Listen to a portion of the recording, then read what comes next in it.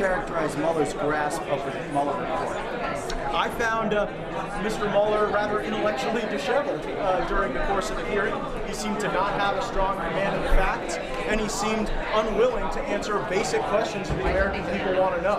I think Democrats hoped that this hearing would be a launching off point for impeachment.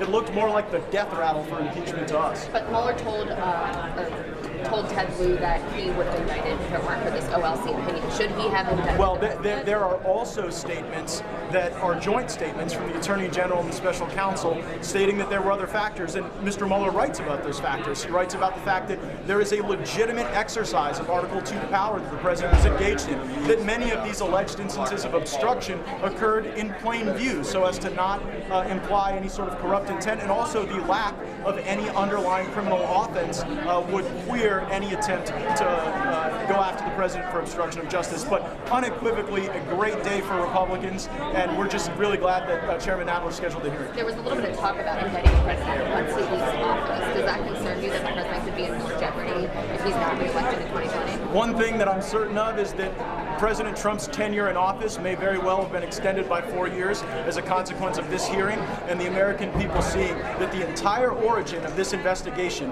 is so corrupt and so rotten that even Robert Mueller wouldn't answer questions about it. I mean, how do you explain the fact that he writes nothing about the fact that Vesselnitskaya meets with Glenn Simpson, who's working for Democrats, the day before and the day after this Trump Tower meeting that he writes 3,500 words about? You know why he always looks for a way in this report to needle Trump and avoid any consequence for Clinton? It's because he had people on his team who said that they were going to stop Trump from being president, that they needed an insurance policy against his presidency, and you even had a lawyer identified by the Inspector General pledging his allegiance to the resistance.